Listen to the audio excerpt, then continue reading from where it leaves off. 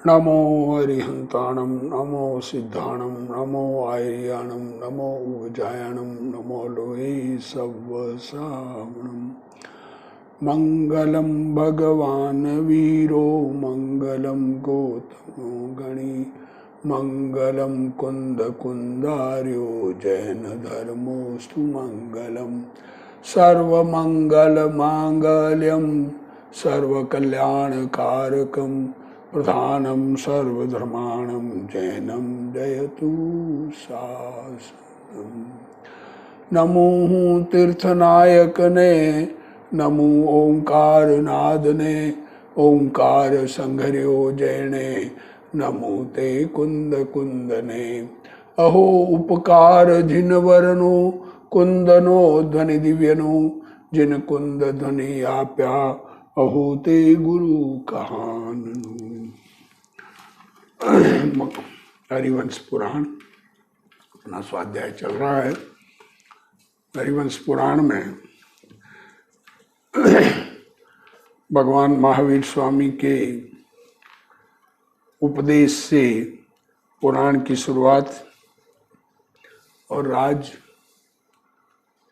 में समूह शरण विपुलाचल पर्वत पर है और उसमें सभा में उपदेश हो रहा है।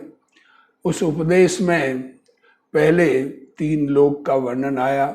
उस 3 लोक में अधोलोक नरक आदि का, ऊर्ध्वलोक स्वर्ग आदि का, मध्यलोक जहाँ असंख्य द्वीप समुद्र है उसमें 2.5 द्वीप का, 2.5 द्वीप में पंचमेरु का वर्णन आया। फिर काल चक्र में काल का परिवर्तन भरत ऐरावत क्षेत्र में होता है, उस परिवर्तन की चर्चा चली और उस परिवर्तन में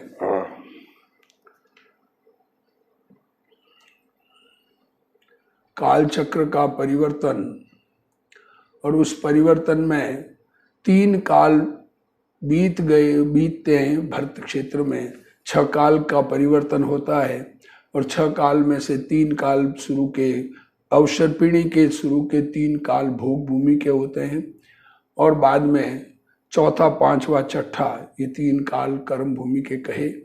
उसमें चौथे काल में धर्म होता है, 5वें काल में धर्म का लोप होना शुरू हो जाता है, 6ठे काल में धर्म नहीं रहता है। इसमें अवसर पीढ़ी में घटती हुई शक्ति, आयु वगैरह होती है, क्षोभशुम वगैरह मनुष्यों का, त्रियंशों का घटता हुआ होता है, कषायों का बढ़ता हुआ होता है। उस कषायों के जो परिणाम आदि जो कहे वो होते हैं।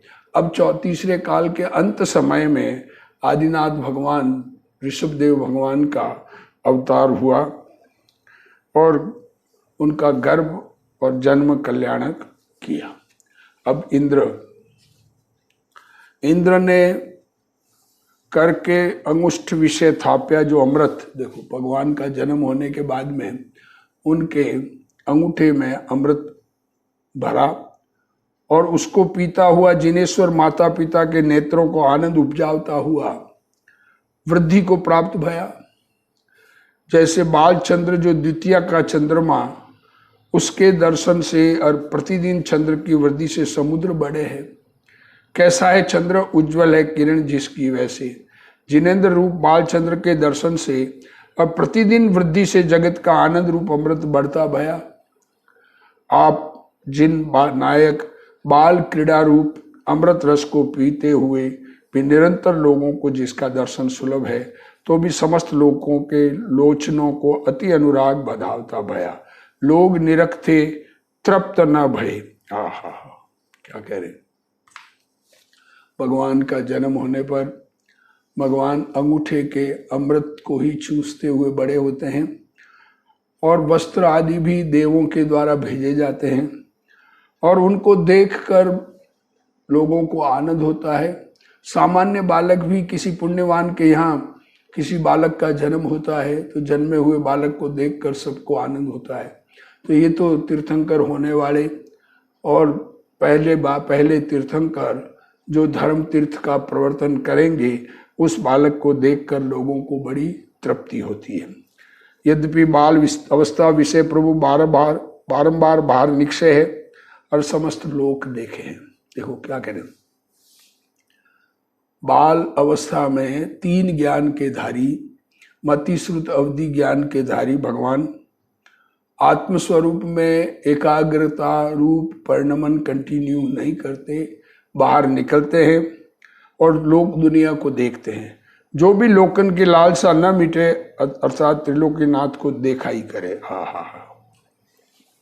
वे प्रभु नाभि कुमार इंद्र ने राजा राखे, जो देव उनके सहित मनोहर क्रीड़ा करे है। भगवान के आगे साथ में सब देव खेल खेलते हैं, खेलों में लगे रहते हैं। जो अवस्था आपकी सोई विक्रिया कर देव कर लेवे। जैसी भगवान की स्थिति, शरीर आदि, उसकी हाइट आदि, बचपन में जैसी हाइट जितनी बढ़ती है, बच्चे भी अपनी उसी प्रकार की हाइट बना लेते हैं। मानव प्रभु के प्रतिबिंब ही है। उन सहित मनोहर क्रीड़ा करते भय भगवान के कोमल सैया, सिंहासन, वस्त्र, आभूषण, सुगंध आदि का लेपन, भोजन, वाहन सब देवों पुनीत ही होता भया। सब देव ही देते हैं। देवता ही नाना प्रकार की सामग्री लावे। भक्ति कर कुबेर को इंद्र ने आज्ञा करी, जो इंद्र की आज्ञा प्रमाण कुबेर देव जिनवर की निरंतर ही सेवा करता भया। प्रभु की वय के अनुसार और 6 ऋतु के अनुसार नाना प्रकार के वस्तु लावे। जैसी वय है उसी प्रमाण वस्त्राभूषण, भोजन, विलेपनादि और ऋतु विषय जे वस्तु चाहिए सब लावे। देखो जैसी सामग्री जिनवर को मोसर, वैसे मोसर मतलब पसंद अच्छी लगे, वैसी सुर, नर, खग, नाग इत्यादि जगत के जीवन को मोसर नहीं। देखो उपलब्ध, मोसर मीन्स उपलब्ध। जैसी सामग्री भगवान को उपलब्ध, वैसी और किसी को उपलब्ध नहीं। अपने जो निर्मल दिव्य कला गुण उन सहित आप वृद्धि को प्राप्त भय, मानो वे कला गुण जन्म ही इसके साथी हुए। भगवान संपूर्ण यौवन कर पूर्ण सोते भय, कैवे मात्र पूर्ण चंद्रमा का दृष्टांत है। और कोटि चंद्र सूर्यादि के जिनेन्द्र के चरण नख की ज्योति को न पावे। आहा, उनकी नाखून की चमक को भी करोड़ों सूर्य चंद्रमा नहीं प्राप्त कर सकते। ऐसे जिनेन्द्र परमात्मा के नाखून है। मतलब किस प्रकार का भगवान का रूप है, उस रूप को लोग देखते हुए भय, जिसके भुजा महाप्रबल वृत्त कहिए, गोल और गोड़ों तक लांबे अंगद कहिए, भुजा शिखर, आभरण उसकर संयुक्त, महाउतंग, त्रैलोक्येश्वर की त्रिलोक्य लक्ष्मी उसके मिलाप के अर्थपूर्ण है। 3 लोक की लक्ष्मी, मोक्ष लक्ष्मी को प्राप्त करने वाले हैं। प्रभु का उर स्थल श्रीवत्स लक्षण कर शोभता भया। कैसा है श्रीवत्स लक्षण? जैसे त्रिलोक्य के राज्य की लक्ष्मी आलिंगन कर सोहे, जिसका उर स्थल रूप मंदिर, उसके स्तंभ समान महासुंदर चरण, जंगा, नितंब और दोनों घोड़े, उनकी अत्यंत शोभा होती भई। उनके शरीर के अंग अंग निरखो, अंग अंग जिनवर के, जिनसे जल के शांति अपार, वो तो केवल ज्ञान प्राप्त होने के बाद की बात है। पर बाल्य अवस्था में भी तीर्थंकर बहुत शोभायमान होते हैं। और केशों का समूह महाश्याम सुंदर, कैसा सोता भया, जैसा हिमाचल के शिखर विषय महानील इंद्रमणि का समूह सो है। प्रभु का शरीर तो हिमाचल समान है और चोटी के केशों का समूह छत्र के आकार, सोई सोई इंद्र नीलमणियों का समूह है। प्रभु का सुंदर ललाट और सुंदर नासिका और महामनोहर कर्ण, उनकी उपमा वचन से अगोचर होती भई। और चढ़े धनुष समान दोनों भौहें, उनकी महिमा कथन में न आवे। चंद्रमा तो चांदनी कर रात्रि विषय हर्ष का कारण होए, और दिवाकर अपनी दीप्ति और दिवस विषय हर्ष का कारण होए। चंद्रमा रात में कारण हो, सूर्य दिन में होता है। और जिन चंद्रमा का मुख निस्दिन 3 भुवन को आनंद का कारण होए है, उससे भगवान के मुख की उपमा समान कोई पदार्थ नहीं। शशि की चंद्रिका निशा विषय, दिनकर की दीप्ति दिन की विषय, सो भी सर्वत्र नहीं, अल्प क्षेत्र विषय है। और प्रभु की दीप्ति कर कांति सर्वत्र विस्तर रही है। और सर्व को आनंद कारिणी है। और कमल दल समान नाभि कुमार के नेत्र दोनों समान, और कर्णांत पर्यंत, और हथेली और पगतली और अधर अशोक के पल्लव समान। आरक्त उनकी अरुणता प्रबाल में नहीं, विद्रुम में नहीं, किंदुरी में नहीं। देखो क्या कह रहे हैं, जगत में कहीं पर भी उनके जैसी खूबसूरती नहीं, ऐसा कह रहे हैं। क्या कह रहे हैं? अरुणता में सुबह के जो शोभा होती है उसको उसमें भी नहीं, कहीं पर भी नहीं। भगवान की सुंदरता देखने लायक होती है। वृजबिन राजसम नाराज संगनन और सम चतुरस्त्र संस्थान होता है। आड़ा टेढ़ा कुछ भी नहीं होता शरीर में। और जिनेश्वर के दांतों की पंक्ति महा उज्ज्वल, दांत बहुत उज्ज्वल होते हैं। सोती भई मानो शुद्ध मुक्ता फलों के समूह कर करी, और कुंद पुष्प समान है द्युति कांति जिसकी। कैसी है दांतों की पंक्ति, जो कि अदंतुरा कहिए अधिक ऊंची नहीं, सब दांत समान है और महाशोभा को धरे है। और ऋषभ का देह धनुष 500, क्या कह रहे, भगवान का शरीर कितना बड़ा हुआ, 500 धनुष का। और हेमाचल समान पीत वर्ण, 9 से व्यंजन और 108 लक्षण उनकर मंडित। 108 लक्षण कर मंडित। हाँ, 900 व्यंजन और 108 लक्षण, मतलब कुल 1008 लक्षण उनमें होते हैं। ऋषभ के रूप की शोभा पूर्ण को कही सके, सो कोटि इंद्र कथन करे तो भी लेस मात्र न कह सके। ऋषभ कैसा रूप त्रिलोक्य और नहीं। ऋषभ जैसा रूप, जैसी खूबसूरती 3 लोक में और कहीं पर भी नहीं होती। अब जब आप यौवन को प्राप्त भये, तब पिता ने दोनों रानी विवाह की विधि कर ऋषभ को परिणाई। हाँ, यंग हुए तो 2 पत्नियां रखी, जो उन समान त्रिलोक्य में रूपवती नहीं। महासोवनवंती, एक का नाम नंदा, दूजी का नाम सुनंदा। नंदा सुनंदा से विवाह हुआ। वे दोनों गोरी श्यामा कल्पलता समान, उनकर वह जगत का कल्प वृक्ष शोभता भया। कैसी है, दोनों फूलन की गेंद समान है, फूलों की गेंद बने हैं ऐसी। कुछ जिनके मतलब उनके कुछ फूलों की गेंद के समान, जैसे कल्पलता कल्प वृक्ष से लिपटी सोए, वैसे वे दोनों महाभगवती भगवान से बेड़ी सोती भई। जैसी कांति दीप्ति संपदा कला प्रभु विषय है और दोनों रानियों विषय है, वैसी त्रिलोक के विषय नहीं। सो उनके सुख की महिमा त्रिलोक के विषय कैसे कथन में आवे अपितु ना आवे। हाँ हाँ, क्या कहना चाह रहे हैं। वो पति पत्नी भी 2 पत्नियां और राजा ऐसे शोभा पाते हैं जैसे दुनिया में और कोई शोभायमान नहीं होता है, ऐसा कहना चाहिए। तीर्थेश्वर के तुल्य नर त्रिभुवन में नहीं, और तीर्थंकर की रानी समान जगत रहे में नारी नहीं। क्या कह रहे हैं, सहज रूप से ये पुण्य का संयोग इस प्रकार का होता है। इस प्रकार की उनको पत्नियां मिलती है, रूपवती होती है। जैसे भोग भूमि में सहज रूप से सब रूपवान होते हैं, आर्य और आर्य का, ऐसे ही मतलब पति पत्नी दोनों रूपवान होते हैं और भोगों को भोगते हैं। वे एक दिन रानी नंदा भरत नामा पुत्र को जनती भई। हाँ, नंदा रानी के एक पुत्र का जन्म हुआ, पहला भरत। कैसा है भरत, समस्त भरत क्षेत्र को आनंद के कर्ता आदि चक्रवर्ती है, पहला चक्रवर्ती, जो पहला चक्रवर्ती बनने वाला है। फिर लक्ष्मी पुत्री को जननी भई, फिर बेटी हुई। और दूजी रानी सुनंदा महाबलवंत बाहुबली नामा पुत्र को जनती भई और महासुंदर सुंदरी नामा पुत्री को जनती भई। देखो क्या कहा, भरत जी और पहली पुत्री ब्राह्मी और दूसरा सुनंदा के बाहुबली और सुंदरी नाम के पुत्री हुई। लक्ष्मी, जिसको लक्ष्मी पुत्री जनती के लक्ष्मी कहा नाम। और फिर भरत का माता नंदा के वृषभ सेनादि 98 पुत्र होते भये। नंदा के और भी 98 पुत्र हुए।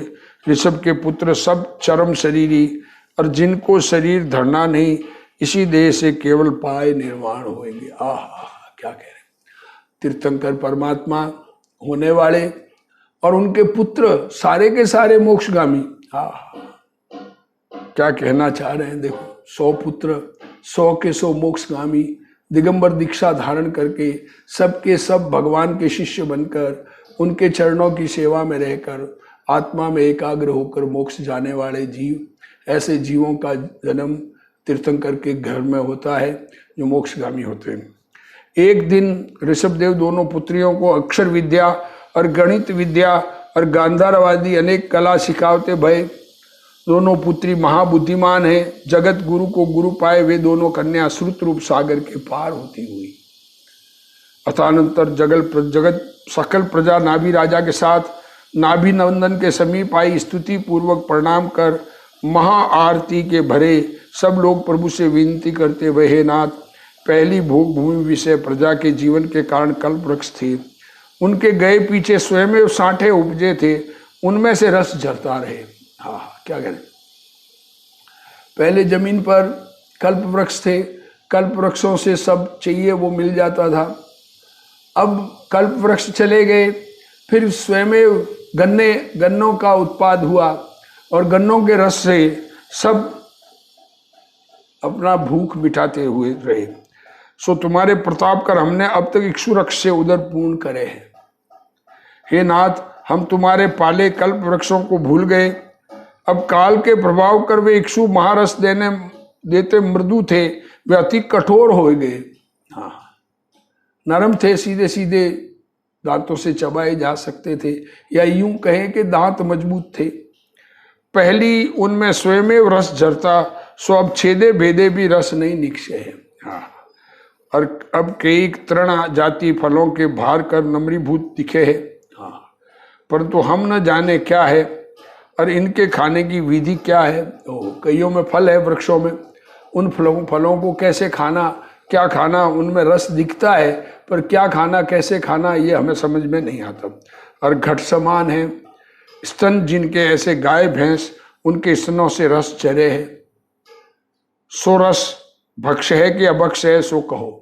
देखो, गाय भैंसों के जो दूध निकलता है वो खाए या खाने लायक है या नहीं। और आगे सिंह, व्याघ्र, लारी इत्यादि नखवारे जीव पहले हमारे गले से लग क्रीड़ा करते थे। क्या कहा, सिंह, शेर, व्याघ्र, शेर, चीते जो हमारे साथ खेलते थे, सो अब हमको उद्वेग उपजावे है। अब वो तो काटे, नाखून तेज है, जैसे खोटे पुत्र पिता को खेद उपजावे, इसलिए अब हम क्षुधा कर पीड़ित, सो अब हमको आजीविका का उपाय बताओ, हम क्या करना। और भय से रक्षा करो, तब करुणा के सिंधु पुरुषोत्तम सकल प्रजा के प्रतिपालक। देखो, अभी राजा है, राजा ऋषभदेव, तो प्रजा का पालन करना है। प्रजा की क्षुधा कर पीड़ित देख उनकी आरती हरते भय, उनका दुख, आरती में रोते हुए आए, रोते हुए दुख भरते हुए, आजीविका की सिद्धि अर्थ सर्व उपाय बताते भय। धर्म अर्थ काम का साधक लोगों को बताया। क्या करें, धर्म अर्थ काम, उसकी साधना कैसे करना वो बताया। और असी कहिए खग, शस्त्र चलाना, शस्त्र से रक्षा करना। मसी कहिए स्याही, स्याही से लेखन विधि, हिसाब किताब बनाना। कृषि कहिए खेती, विद्या कहिए पठन पाठन, और वाणिज्य कहिए व्यापार, और शिल्प कहिए स्वर्ण कार आदि अनेक धंधा। बहुत तरह के शिल्प कर्म उसको बताया। ये 6 कर्म आजीविका की सिद्धि के अर्थ जगत गुरु बताते भाई। देखो, असी मर्सी कृषि शिल्प वाणिज्य, असी मसी कृषि विद्या शिल्प और वाणिज्य, ये 6 कर्म बताए।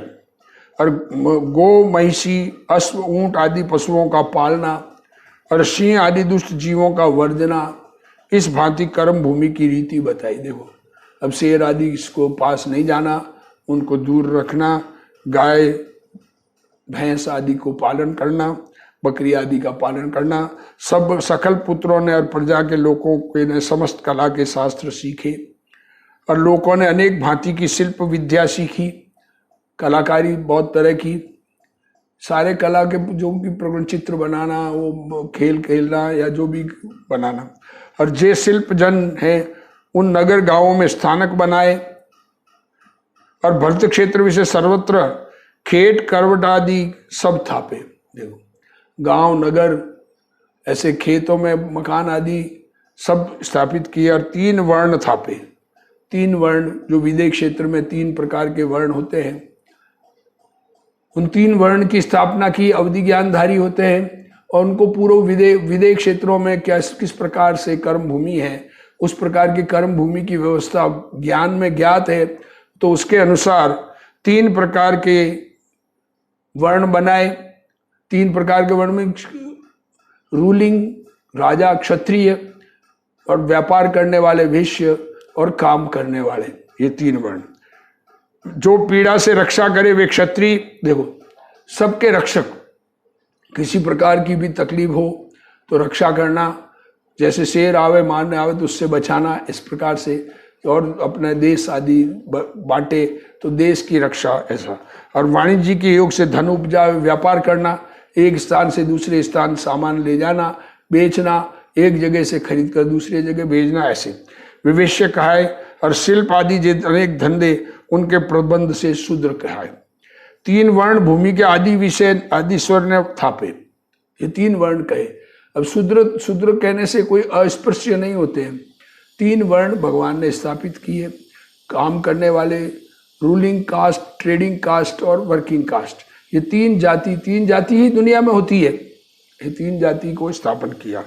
6 कर्मों कर प्रजा, इस अपना व्यवस्था चलाने में 3 जातियां होती है। एक कहीं पर भी एक रूलिंग होती है, राज्य करने वाली मीन्स रक्षा करने वाली, न्याय आदि करना, सब उसमें आ गया। पूरा राज्य व्यवस्था संभालना और व्यापार करना, धंधा व्यापार आदि करना, ये दूसरे का काम। और बाकी सब कार्य करना, जैसे खेती आदि जो भी काम बचे करना, सफाई व्यवस्था वगैरह सब करना, उसके लिए तीसरी कास्ट।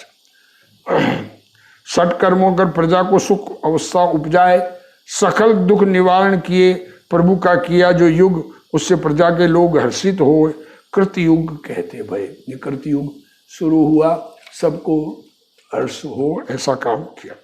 फिर इंद्र सहित सकल देव आए, ऋषभ का राज्याभिषेक कर प्रजा को आनंद रूप करते भाई। ऋषभ देव भगवान का राज्याभिषेक किया गया।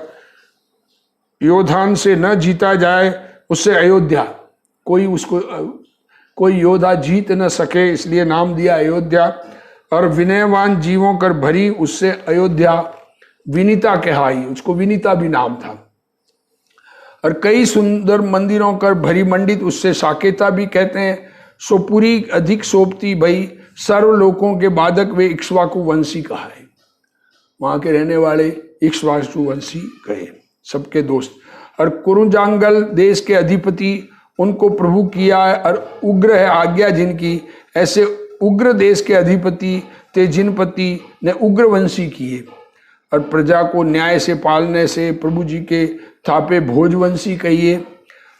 तथा और अनेक राजा प्रजा के पालक होते, भय सोमप्रभ श्रेयांस आदि कुरु कुपुत्र, उनकर प्रतिशोति भई। दिव्य भोग देवो पुनित भोगते, भगवान जन्म के दिन से ले 83 लाख पूर्व व्यतीत किए। अब देखो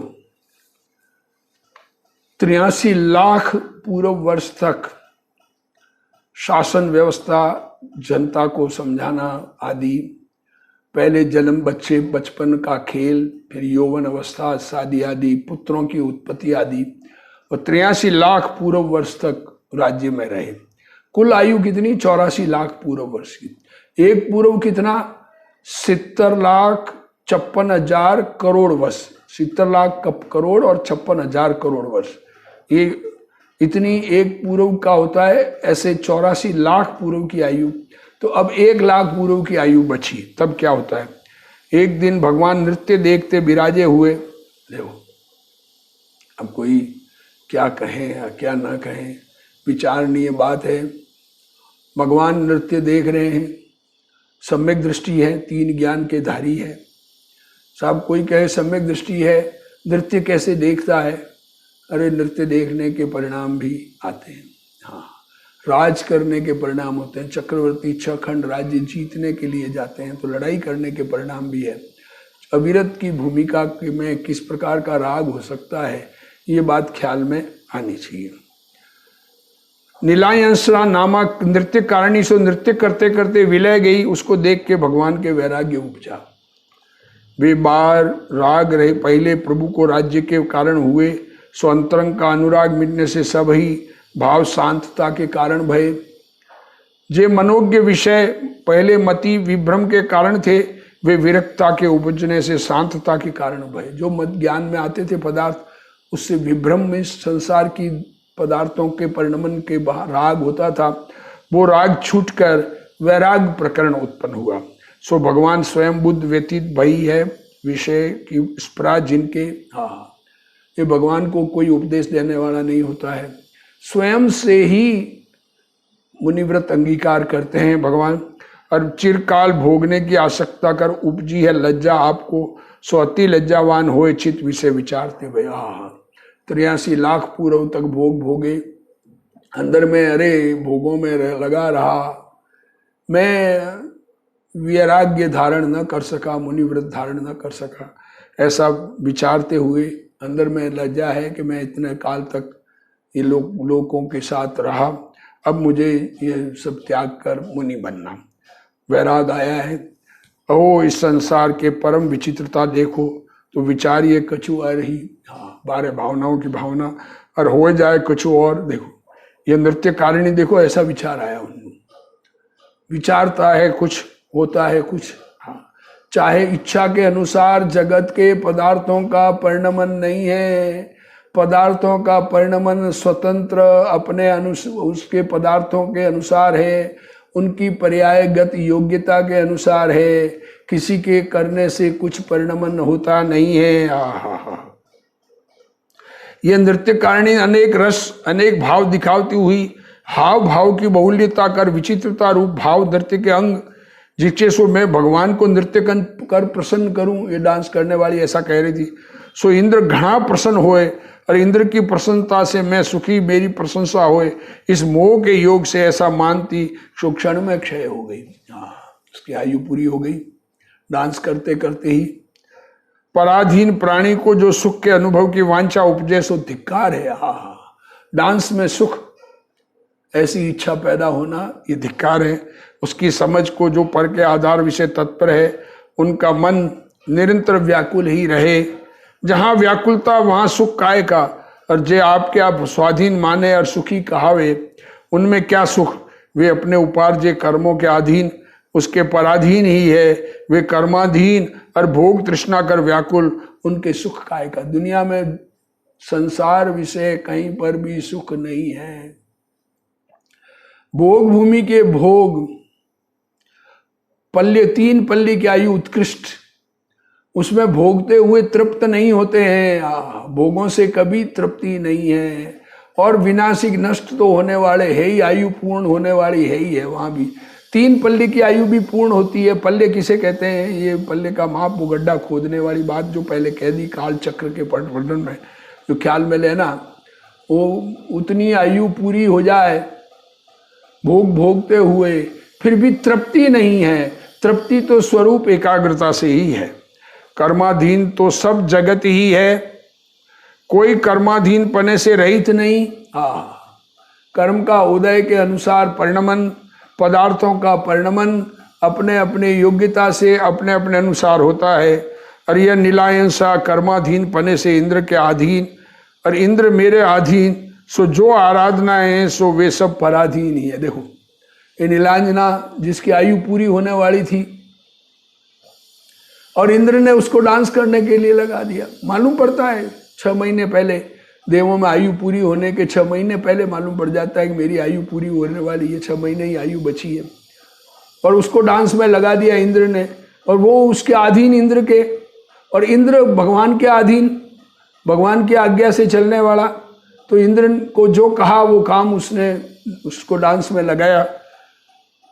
अब मुझे स्वाधीन जान, सो मैं भी कर्मों के अधीन। देखो अब मुझे कोई स्वाधीन कहे तो मेरा भी कर्म के उदय के अधीन हूं, उससे भोग तृष्णा कर व्याकुल पराधीन ही है। देखो, जिसको विषयों के अधीन है, जिनको 5 इंद्रिय के विषय चाहिए, वो पराधीन ही है, स्वाधीन नहीं है। पराधीन स्वप्ने हूं सुख नाही, स्वतंत्र अपने परिणति में परिणमन करे, वो स्वाधीन है। आत्मा अपना स्वयं का परिणमन स्वयं के अधीन होवे, शुद्ध स्वरूप में अपने में लीन रहे, जानना देखना सहज होवे, वो आनंद मिलता है, वो स्वाधीन है। बाकी जगत के कोई पदार्थ आदि उस स्वाधीन नहीं है। जब मेरे कर्म जाते रहे और भोग तृष्णा न रहे, तब स्वाधीनता कहिए। देखो, कर्म तो चले जाएं और भोगों की तृष्णा नहीं रहे, तब मैं स्वाधीन हो जाऊं।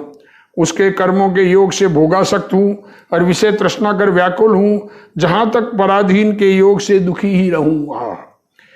जे मुनि आत्माधीन हैं, वे पराधीन से रहित भय हैं, उनकी के आत्माधीन अव्याकुल अतीन्द्रिय सुख हुए हैं।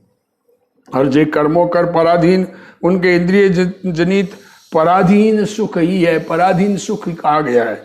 इंद्रिय जनित सुख पराधीन है। कितनी पराधीनता है, विचार करें, ख्याल में आवे। दुनिया में भी लोग बताते रहते हैं पराधीनता किस प्रकार की होती है।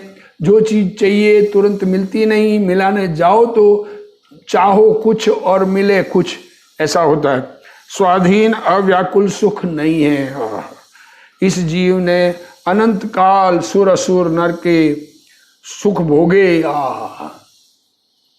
अनंत काल सुर और असुर, असुर मीन्स भवनवासी देव, और मनुष्य के सुख भोगे, परंतु संसार विषय जीवों को तृप्ति न भई, जैसे नदियों के समूह कर समुद्र को तृप्ति न होए। और भी वैराग्य भावना भगवान भा रहे हैं। उनके लोकांतिक देव आएंगे, दीक्षा प्रकरण हो रहा है, उस प्रकरण को सब लोग ध्यान से सुनना। अभी इस स्वाध्याय को, आज का स्वाध्याय संपूर्ण करते हैं। हे जिन वाणी भारती, तो ही जपू दिन रैन, जो तेरा शरणा गए, सो पावे सुख चैन। जा वाणी के ज्ञान ते, सूझे लोकालोक, सो वाणी मस्तक नमो, सदा देत हूँ ढोक। जिनवाणी मात की जय।